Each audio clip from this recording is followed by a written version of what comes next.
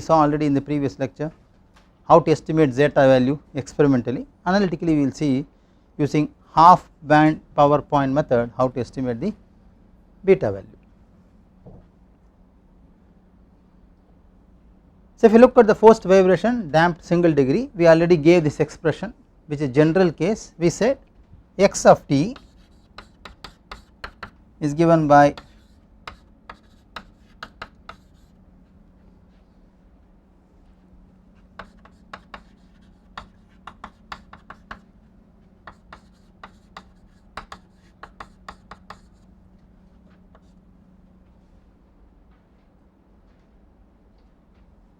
okay, the general expression was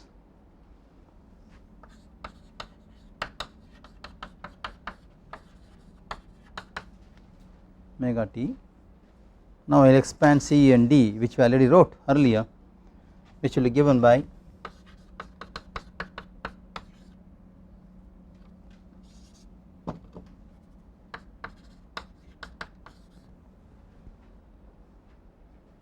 I think there is a natural frequency here.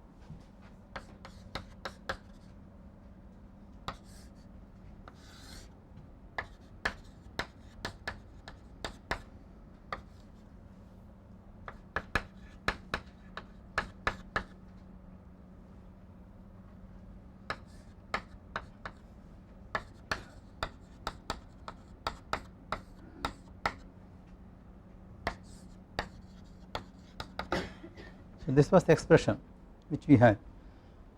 Is okay?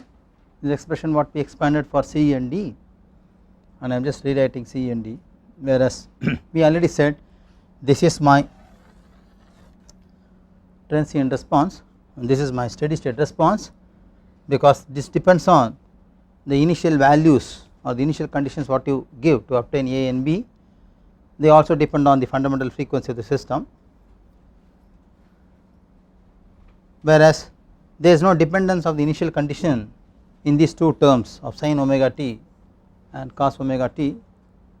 So therefore transient response, as we already saw, is exponentially decaying. So after a long interval of time, after the force vibration is applied to the system, this response may decay, whereas this response will presently continue. Therefore we can call this as my steady state response, and we will open a window and see how I will focus only on the steady state response. So I will explain a ratio, let beta be omega by omega n, and of course omega d we know is omega n of root of 1 minus zeta square.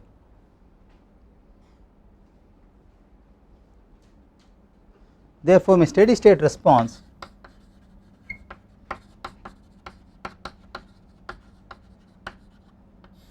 x of t becomes p naught by k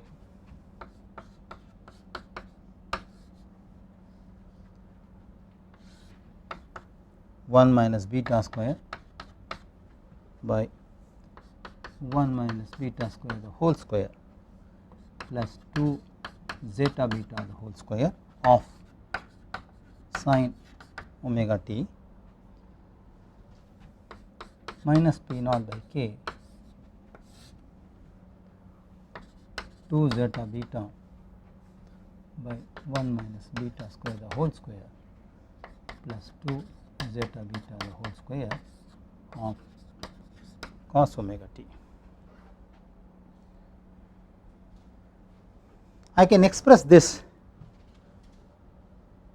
vectorially, can obtain the resultant of this value as shown here.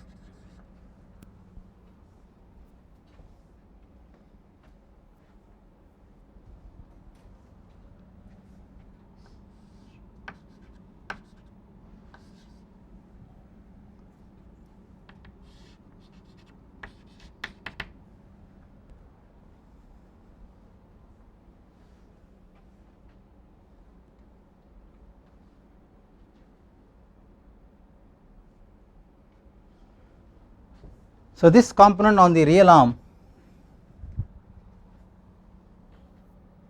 which is the cos component, which becomes P naught by k, there is a negative sign here, I am plotting on the negative side. So, P 0 by k 2 zeta beta by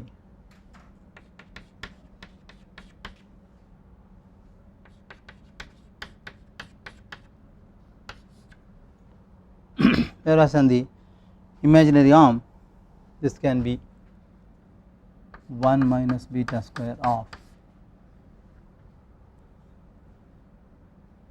1 minus beta square the whole square plus 2 zeta beta the whole square.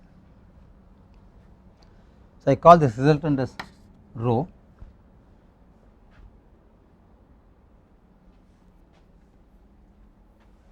This is what I call as an Argand diagram.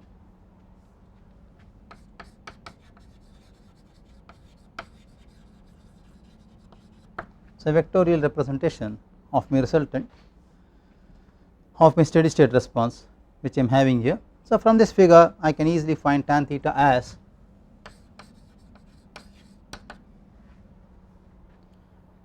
is 90. So, tan theta will be 2 zeta beta by 1 minus beta square.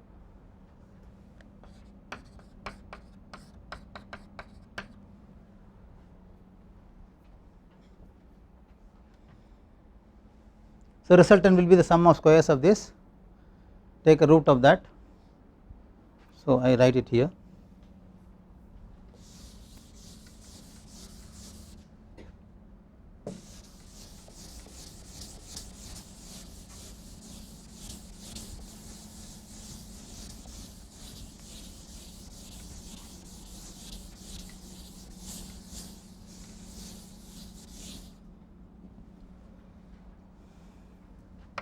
So, resultant rho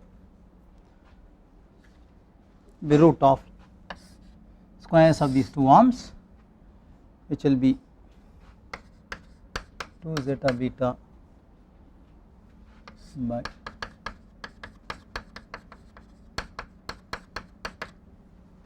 of the whole square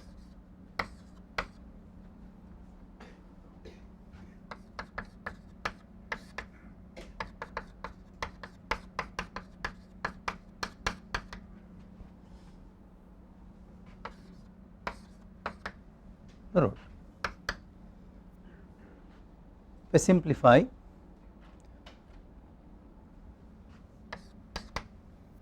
I will get 1 minus beta square the whole square plus 2 zeta beta the whole square root divided by, there is a square here and the root will go away, you will simply get 1 minus beta square square plus 2 zeta beta square. This is again a square of the numerator. So, resultant is nothing but 1 by root of 1 minus beta square square plus 2 zeta beta square, or some literature write this as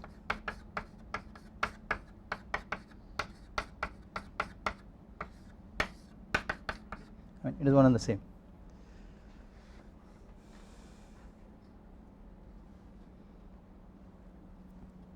Now I can express the steady state response x of t instead of a function like this using this Argand diagram and the resultant rho, can express steady state in a most comprehensive and closed form as seen here.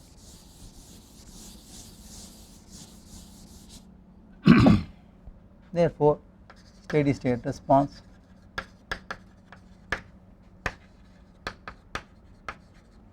x of t can be of course the resultant of, maybe we can take any t minus theta.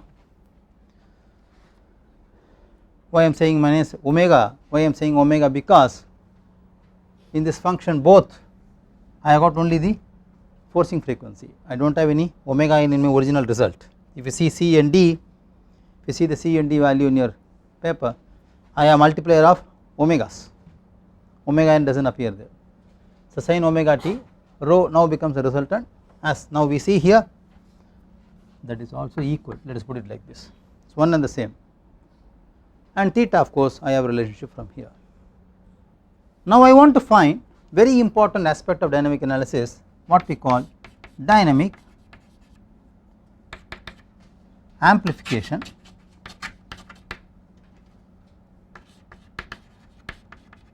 factor. Literature addresses this as DAF. Somebody calls this as dynamic magnification factor, it is one and the same.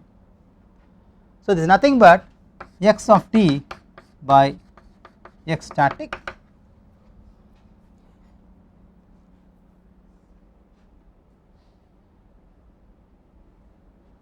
resultant, I am sorry, resultant has a multiplier of p naught by k in both cases, okay, here also it is there. Please make the correction here, it is also there, in both terms it is there, in both multiplier of omega and cos omega I have p naught by k, therefore this will also be there. Please make this change.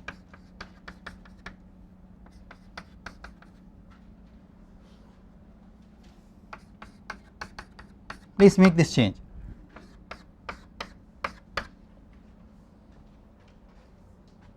So p naught by k is my x static, so that goes away, I will simply get this value as simply 1 by root of 1 minus beta square the whole square plus 2 zeta beta the whole square.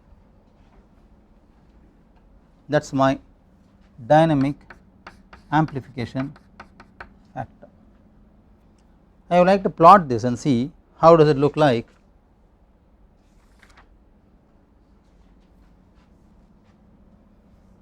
Any questions here till here?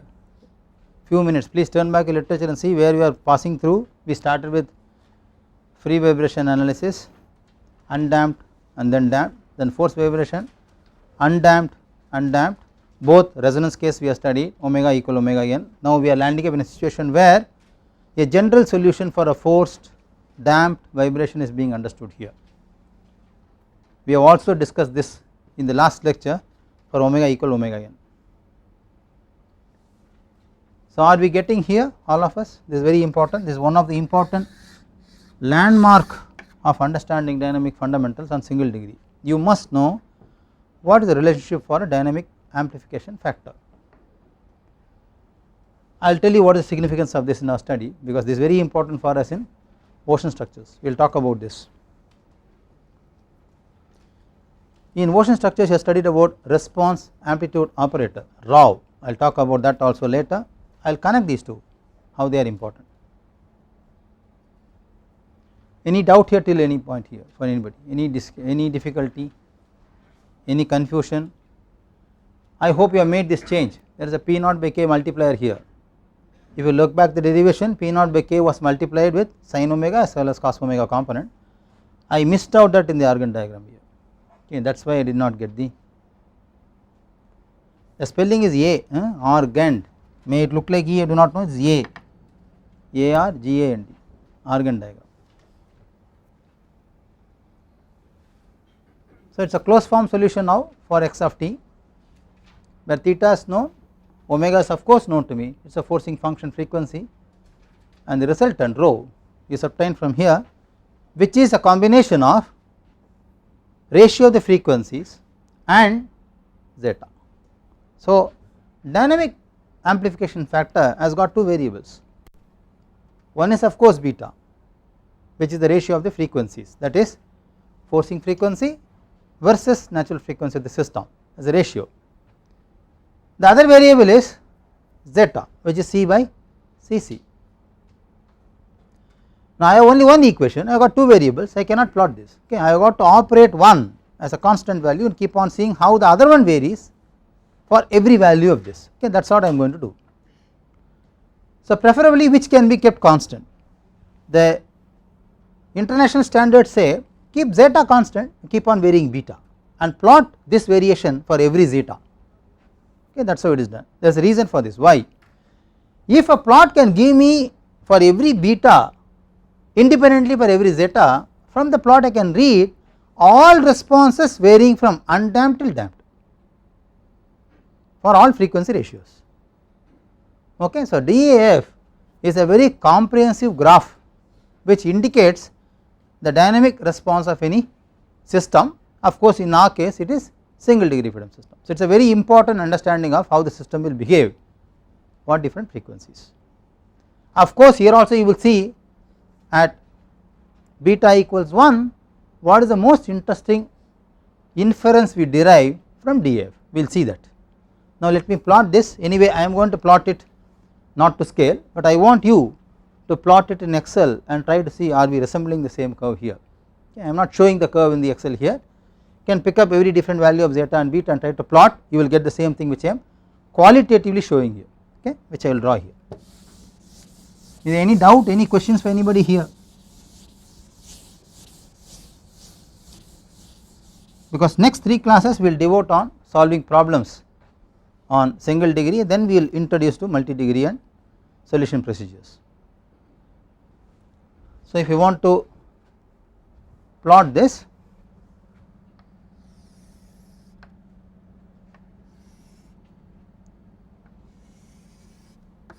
of course this is going to be my beta value which is nothing but omega by omega. So, critically let us try to plot or draw a line where let us say this is 1. So, near resonance frequency, and also we are interested to know what happens at 0.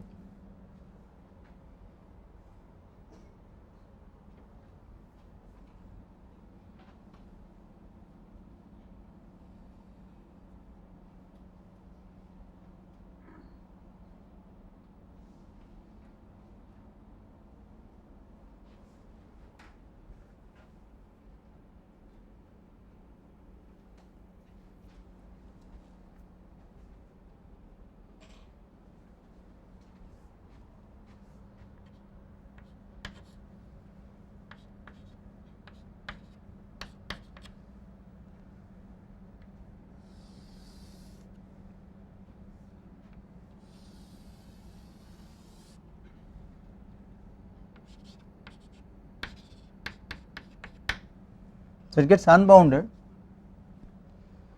for zeta equals 0, undamped systems. The moment you introduce damping,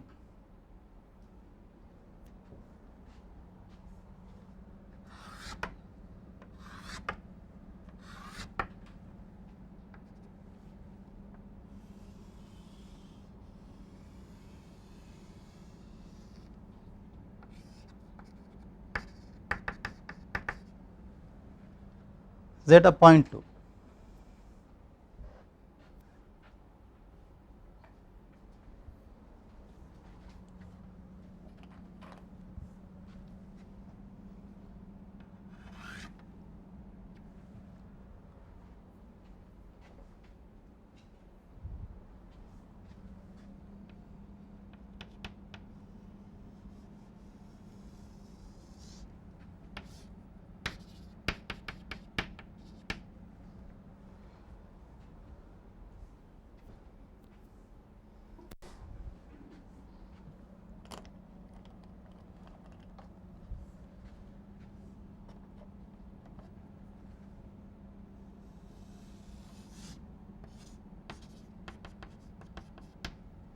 100% damping.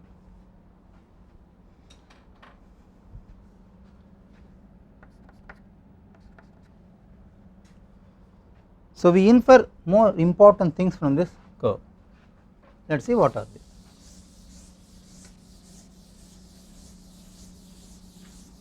And of course, the vertical axis in this curve is dynamic amplification factor, is nothing but x of t by x static.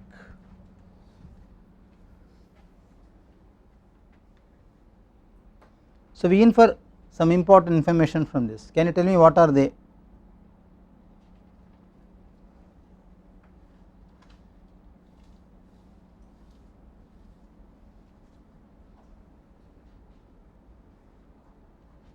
For beta equals 0, dynamic amplification factor will remain 1, okay, it is not 0.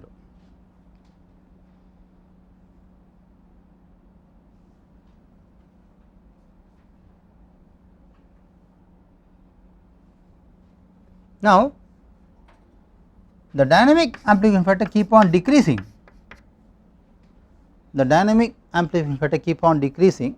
for increasing in zeta, right, and this interestingly happens even when beta is 1, that is most important.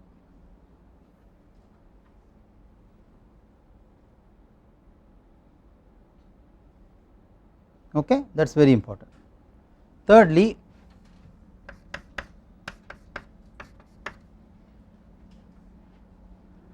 at zeta equals 0, what we call undamped system,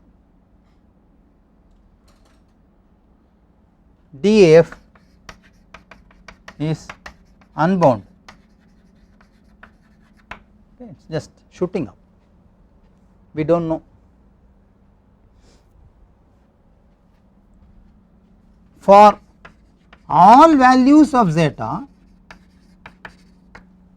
except 0, DAF is bounded.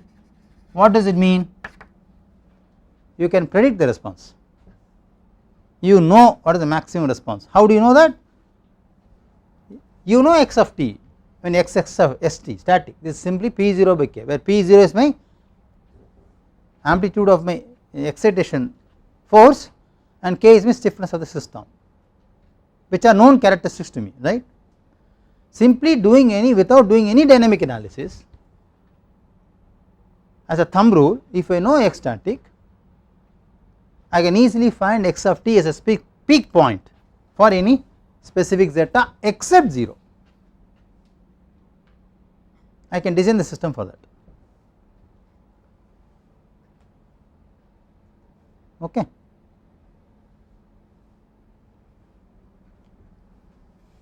Now, interestingly, if we extend this discussion further,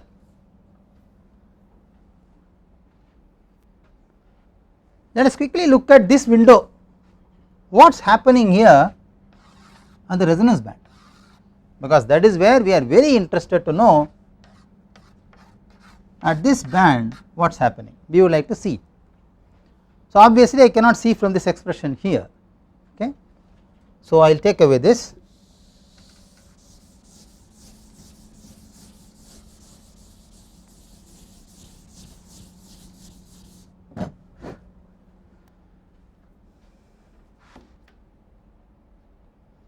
So, we already know the dynamic amplification factor D is given by 1 by root of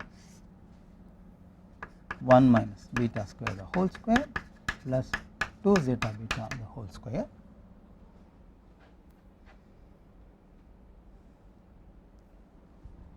So, D at beta equals 1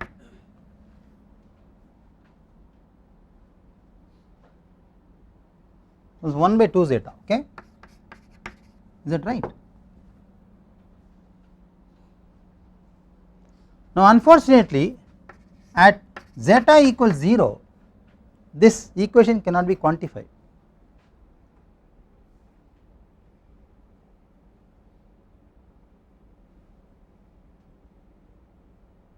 cannot be quantified.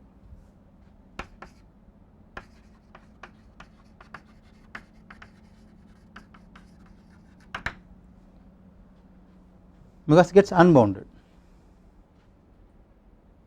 If you look at experimental values or studies, experiments show that d is not simply 1 by 2 zeta, d is having some more correction to it. They say it is 1 by 2 zeta of root of 1 minus zeta square, some correction is there. We have neglected this. If you see the higher order powers, the derivation, we have neglected this. Now one may wonder why I am getting discrepancy between my analytical result and my experimental observation. Very simple, the difference between the equation A and B will not be much for higher values of zeta. Okay, for higher values of zeta, the difference between these two will not be much. Okay, that is why it is acceptable. Now I want you to write this equation, which already I know, which I have given you already, that what happens for a forced vibration damped system at resonance. What was x of t given? What was x of t derived? That is, I am looking now at a forced vibration system at resonance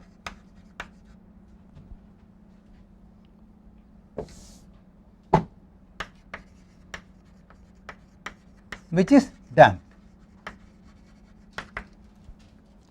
Just turn back and tell me what is the x of t, or locate it, I will write it here.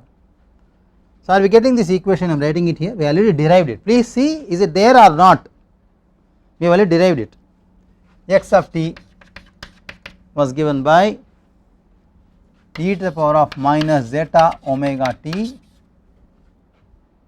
omega n t a cos omega dt plus b sin omega dt minus p naught by k 1 by 2 zeta of cos omega n t. Are we getting this expression? This was for omega equals omega, a specific case we derived it. We have this expression with us, right? Now I got a and b, I want to evaluate it. So let us substitute at t equals 0, x of 0 and x dot of 0 are 0.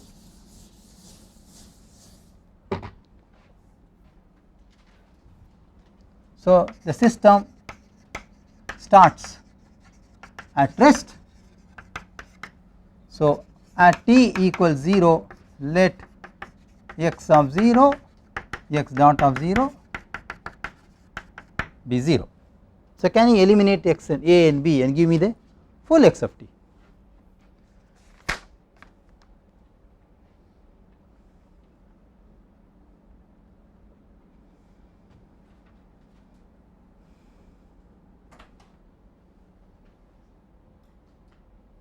Hurry up, quick.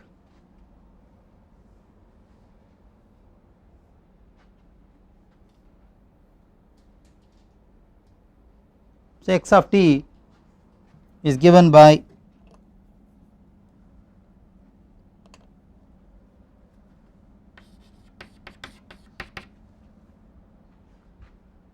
p0 by k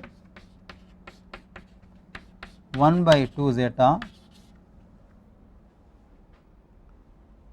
e to the power of minus zeta omega t. I substitute omega or omega again is one and the same, because I am looking at the resonance condition. I may not write omega n here, I can even say omega. Can you tell me why I am violating of writing omega n to omega here? Exact answer, why I am doing this?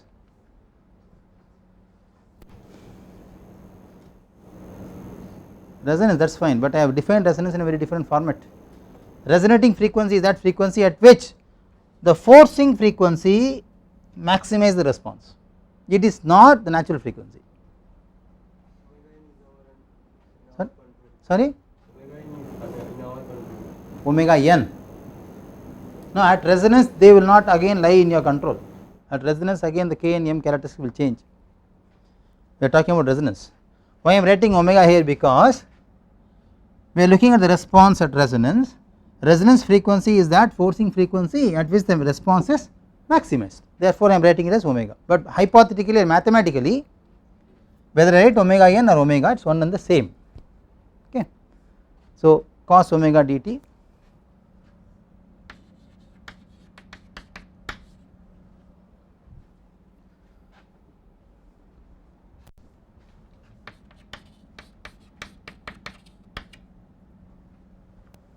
sin omega dt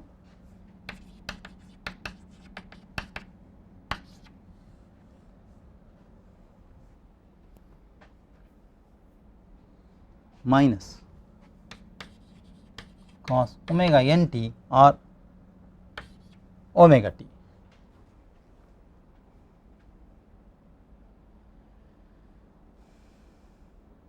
Are you getting this equation?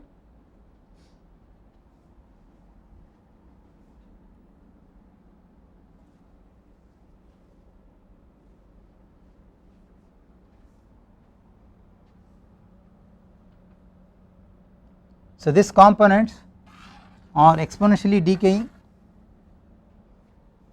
The multiplies only with those two components of omega d terms, where omega nt or omega t component is not exponentially decaying, it is away from this zeta omega t, it is out. This multiplies only for these two, not for this. Of course, P0 by k 1 by 2 zeta will remain common once we eliminate A and B for this condition. Are we getting this or not? Yes or no? So, now let me work out response ratio R of t, which is x of t by x static.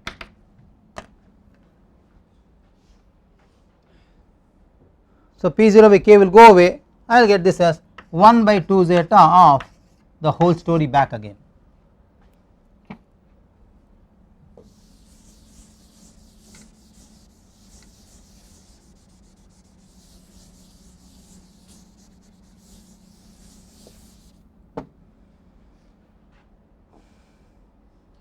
Now, we can rewrite this expression slightly in a different form, saying we know already omega d is omega n of 1 minus zeta square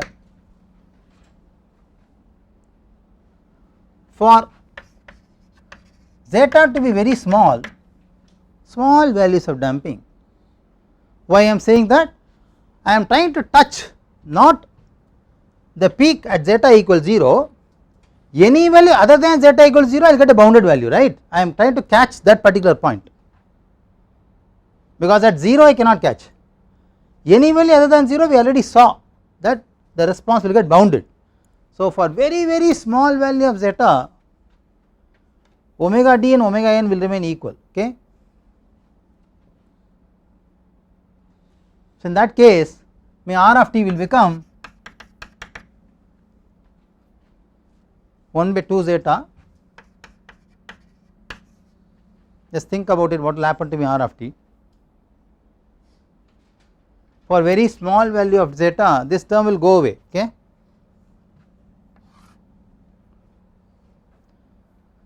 And omega d and omega n will all be same.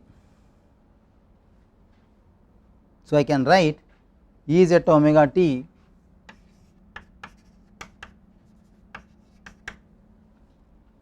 minus 1 of cos omega n t.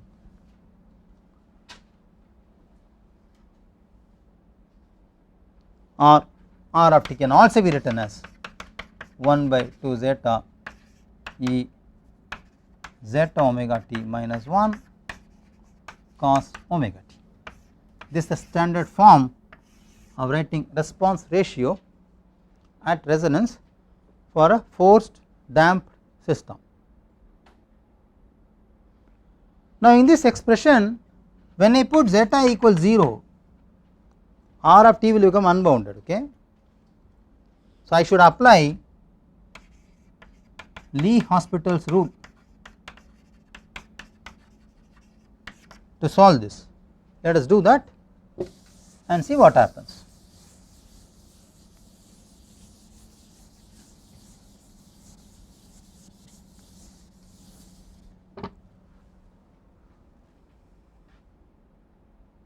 So R of t now becomes ratios of sin and cos, half sin omega t, I will differentiate sin omega t minus omega t cos omega t.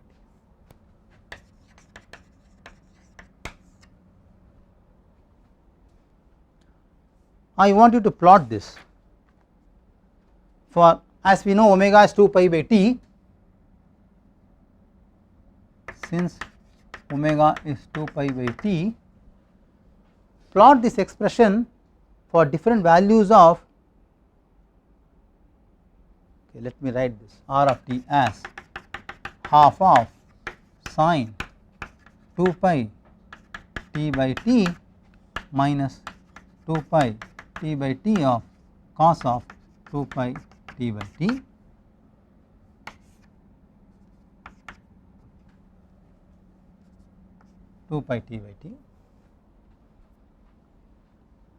Now plot this for different values of t by t.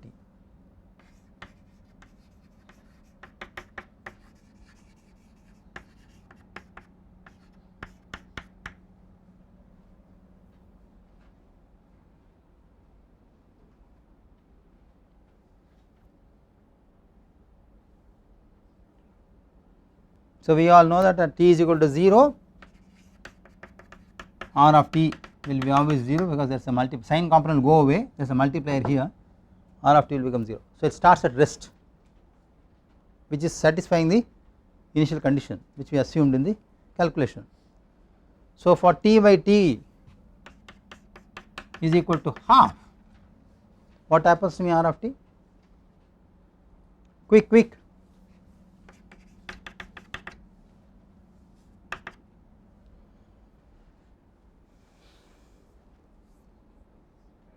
Pi by 2 at t by t 1, what happens to me response ratio?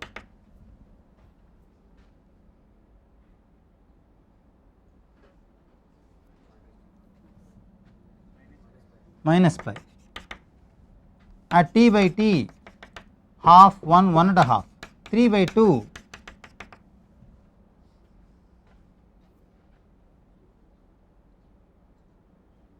we already did this, okay, 3 pi by 2. So let me try to plot this, we already plotted this also, but still let us keep that to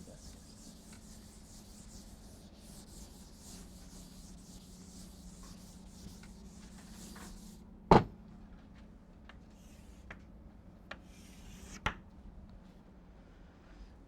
So we already seen this plot saying that this will go, the bell widening starting from here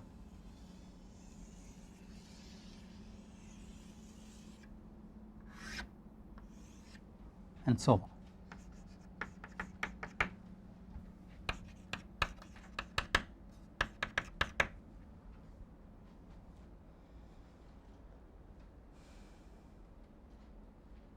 On the other hand, remove this.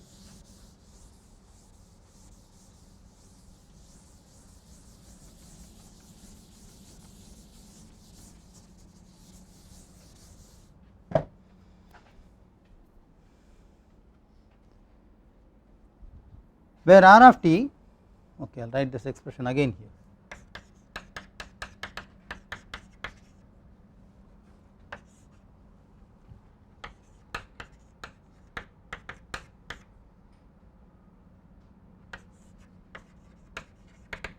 Is this R of t? Yeah. Where zeta not equal 0,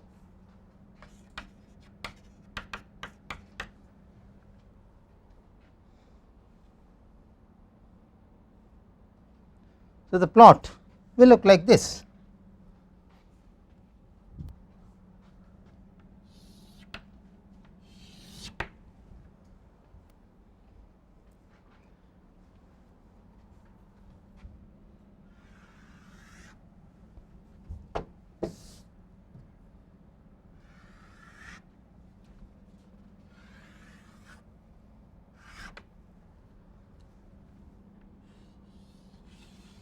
There will be a build up of the response, after that the response will get bounded at a value which will be equal to 1 by 2 zeta. I want you to plot this, okay, mathematically. It's qualitatively I am showing here. This T by T and this is R of T. Please plot these expressions all and see what we are discussing is okay. I want to now write the inference between these two responses and compare them. So, there are two responses. I have one on my left, I have one on my right. Let us first identify these responses. The one on my left is forced undamped model because zeta is 0 here. The one on my right is again forced but damped model. I make it very specific, it is viscous damp.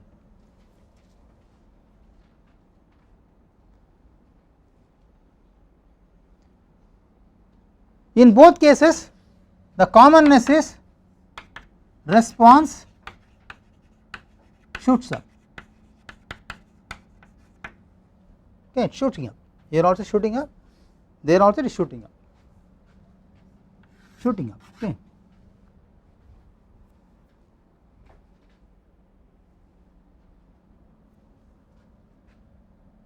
The response building is gradual even at resonance.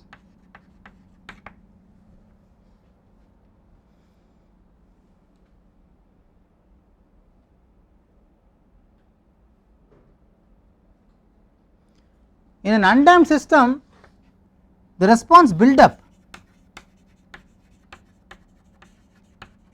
is pi by every cycle, is it not? I think we have seen these values, this value and this value we have seen, the difference of these two is pi.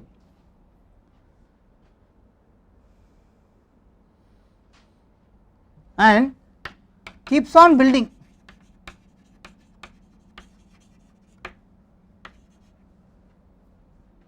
So, there is a possibility after specific number of cycles the response may shoot up very high, which can cause damage to the system.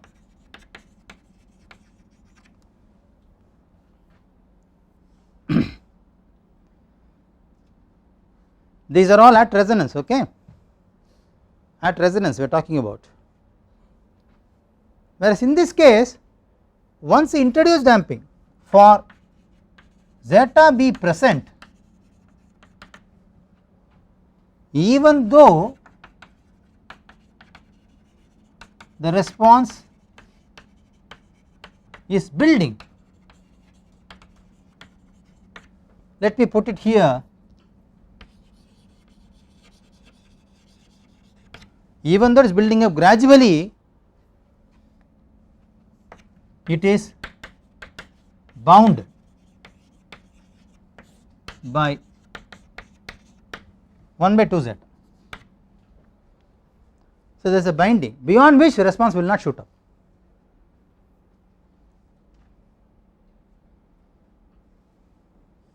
So, one may ask a question, at what number of cycles this 1 by 2 zeta bound will be reached? After how many number of cycles this 1 by 2 zeta bind or the upper bound of the response will be reached with the system? The answer is it depends on the value of zeta. So, the lower the value of zeta you give, it takes large number of cycles to reach, is it not? The binding will be higher, but large number of cycles, slowly it will build up. That is why we prefer under damped systems in any structural engineering systems, but in specifically ocean systems. Now, all these discussions are for under damped systems. Zeta less than, I mean C less than Cc, isn't it? That is the argument of the whole discussion. And by any chance, if zeta is present in the system, the upper bound of the response even at resonance will not shoot up infinitely like in this case. So, in ocean engineering structures or ocean structural systems, zeta will be inherently present. What is that inherent damping present in the system? 2. What are those inherent damping present in the system in ocean engineering structures? The inherent damping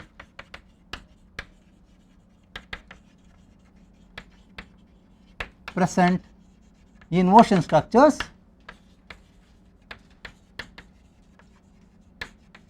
are the following. One is because of wave structure or fluid structure interaction, there is a component of hydrodynamic damping. This mainly arises from fluid structure interaction. I am just saying FSI, and we already know this is viscous.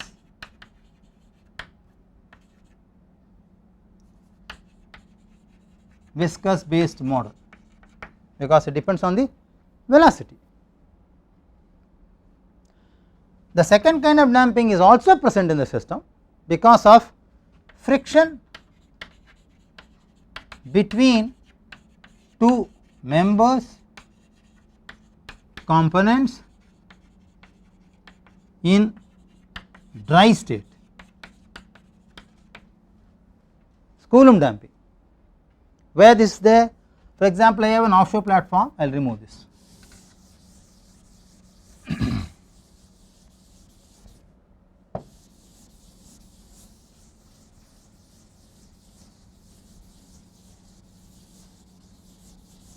Let us say I have a jacket structure in the top side, founded,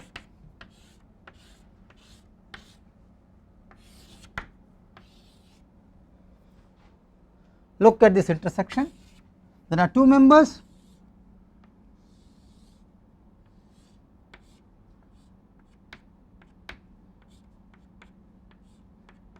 so this junction will have a relative movement because of motion of the structural system or displacement of the structural system, especially even in fixed structures like this. In case of complaint structures like articular towers, guide towers, TLPs, this will be even more. Okay. So, they will develop Coulomb damping. Thirdly, and importantly,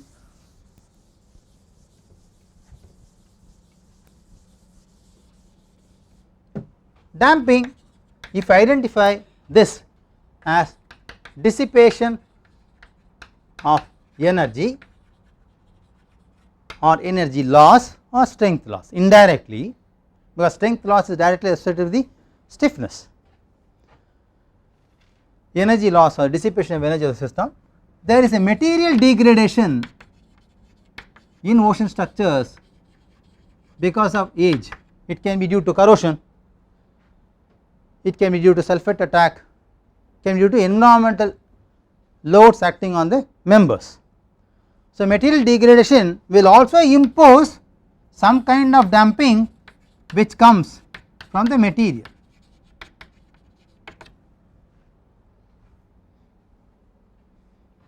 Okay. So, damping in any way are inherently present in ocean structures. So, we have understood just now from the literature that if damping is present in any even single degree freedom system, this is not a single degree, okay, it is a multi degree. We will model this in the second module later. Even a single degree, if zeta is present, even at resonance, the total response ratio, that is R of t, will be bounded by 1 by 2 zeta. Okay. And most importantly, as we discussed in the last lecture, when resonance sets in,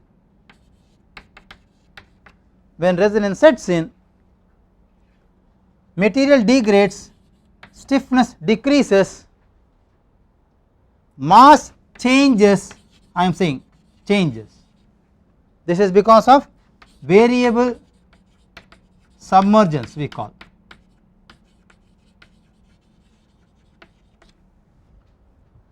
Put together omega n changes, I am not saying decrease or increase. Therefore, the structure will be out of resonance band. Okay. So, there is no problem. Now, it is because of this reason deeper water offshore structures are always made flexible. Okay. It is because of this reason, because in deeper waters omega n band is of a different operational frequency. If you want to fix omega band is of a different operational frequency, if you want to fix my structural system out of band of this, I must have a flexible system. So, that is because of the reason why all deeper water and ultra deep waters have become or designed flexible by form. Okay. It is also because of this reason of material damping and Coulomb damping activation articulated structures survive, because there is an excellent Coulomb damping effect given by the universal joint at the bottom.